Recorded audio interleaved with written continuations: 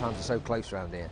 There's a choice of a zero tyre, which is a soft option, and a one tyre, which is the medium option. And we've done all our work really on the medium tyre, knowing that it's hard on tyres, thinking that the zero wouldn't go. But so the first time we had a zero in the bike was for Q2. Managed to do my fastest ever lap around here, 15.5, so that was good. Put us in good shape for Q3, went out, and the tyre that we chose just didn't seem to have the same amount of grip as the one we had for Q1 and Q2, so bit of a shame. Ended up 9th because of it, 3rd row.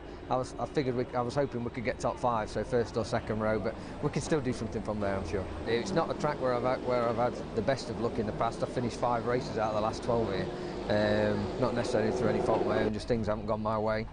Really enjoy the track. It's one of the fastest tracks of the year. You see the bigger, stronger riders tend to go well here because it's quite, the change of direction down the back are really fast. It's very physical. We've got fast bikes, we've got no excuses, and just grip is a big thing. Making the tyre last and getting grip and support so the bike's stable.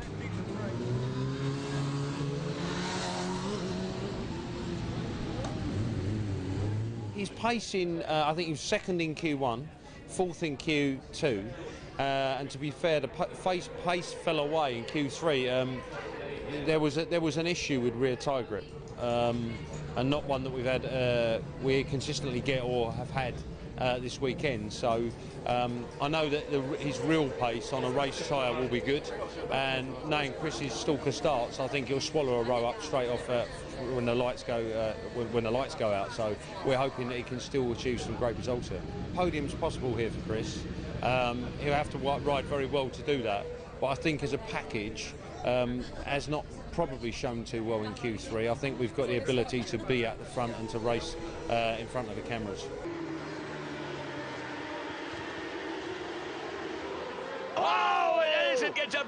He gets off onto the grass and has a massive off. That's got to be, and that isn't over, you know. James is recovering well, in a nutshell. He had a successful operation the day after his big fall at Brands Hatch. His fitness, his physical strength, and his well-being is all in the right place. And when you have such a big trauma, such as a broken kneecap, you know, he had a big split in the top of his knee, and then, you know, a femur break. You know, when you're in that place, you can actually bounce back from that mentally and physically. I'm very confident that he'll be back fit and well to ride in races before the showdown, but in reality, whether or not that's Cadwell or Donington, we're not quite sure yet, and we just have to measure his safe recovery until that point.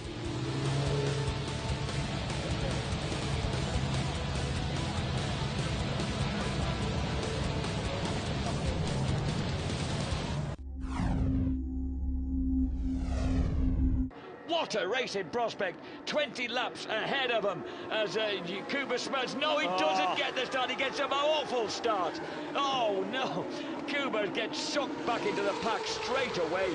Onto the 5th lap of 20 then. 4 laps complete in this hectic start to proceedings at Thruxton. Linfoot, Brooks, Byrne, Rutter, Walker, Smertz now up to 6th place. Rutter being attacked by Chris Walker. Chris Walker, this is his 270th British Superbike race. Yeah, good ride by Chris Walker, you just mentioned it. He's now passed into 4th, he's past Rutter. Chris Walker there, 270th BSB race. Right behind him the 3-time champion Chianari. Build-based BMW, and then it's Tommy Bridewell just opening up a little gap now onto that bunch headed by Michael Rutter. Tommy Bridewell tucked in behind Chris Walker and looking keen to find a way past the stalker here. This is the battle for 4th place. This is Tommy Bridewell ahead of Chris Walker, so Walker in 6th place now. Rutter still there right behind him, and it's Shaky Byrne as who comes across the line after a huge moment for Yuichi Chianari coming out of the final chicane. 5th for Bridewell, 6th for Jakob Kuba Smertz. After a nightmare start, he rescues a brilliant result for the Millsport Ducati team ahead of Walker.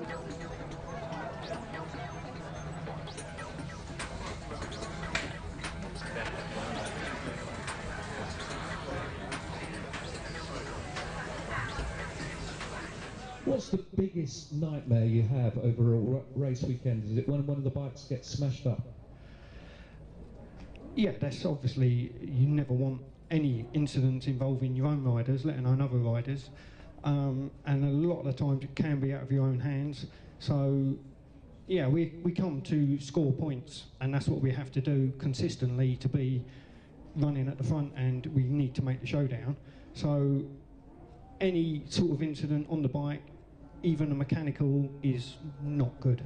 The format for the Superbike rules, which changed in 2012, it's a real good format that it took all the electronic aids away, like anti-wheelie, traction control.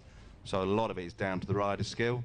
And for me, that brought the field a lot closer than previous years, which is a massive bonus for the race fans and everyone involved, really. I just love the atmosphere. It's so exciting to be here. I've watched BSB for years and years, just like a lot of you have. So to actually come along and be a part of a team, it's just really exciting.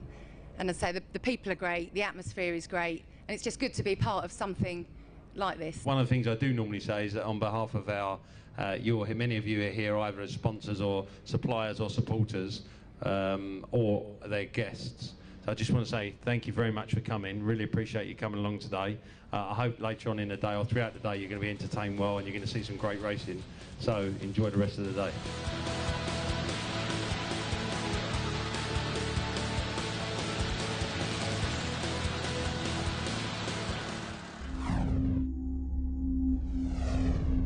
Thruxton awaits British Superbikes Race 2 2014. Great start by Shaky Byrne. He just absolutely creams it through Allard's. Chris Walker hanging menacingly in 4th place because of course he's just 2 points ahead of Dan Linfoot in that critical battle for a top 6 showdown spot. Chianari's on the move though. Chianari comes up the inside of Chris Walker and looks as if he might have just danced through as Shaky Byrne does the same and grabs the lead back. Chianari moves through to 4th place. The safety car is out because of Bridewell's blow-up, we think, on the approach to the chicanes.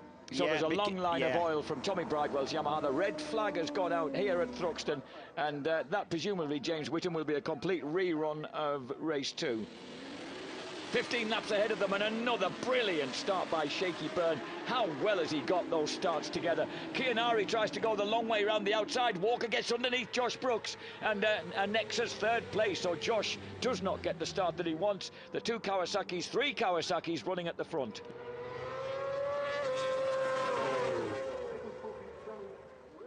Here comes Josh Brooks trying to get down the inside of Chris Walker. He's going to squeeze through. Oh, and he has to run a bit wide, but Walker has no option but to go with him. And here's Chris Walker was thinking about having a go back at Josh Brooks. He does get underneath him, I think, into the club chicane. And you could see that coming from a long way back. The Kawasaki had the legs. He did. And he once again tries to get alongside. Walker switches to the right-hand side, got the double bubble there. Chianari's looking to get underneath Josh Brooks. I think he might. Nasty. Brooks looks round in some surprise. And that was, look at Brooks getting the outside of Linfoot. Linfoot squeezed back to 4th place. Brooks disturbing the Rooks as Linfoot tries to get back up the inside, and Walker refuses to yield. He's got the good defensive line. Brooks gets on the outside and chops his way through on the inside of the chicane, and it works. It does, and it was a block pass, but it was a fairly clean one for that. It was. Dan Linfoot has the inside line through Allard's. That was the result of Walker just getting his progress kind of stulted as he went. Is that a word? Well, as he went through the chicane. Brooks had to slow himself down a lot too much and kind of held Walker up mid-corner. Victory for Josh Brooks. Milwaukee Yamaha does the double ahead of Shaky Byrne and Yuichi Chianari. Dan Linfoot, another very fine 4th. Chris Walker crosses the line in 5th. The top guys, they're wheeling out a bike that they've raced here for the last 2 or 3 years.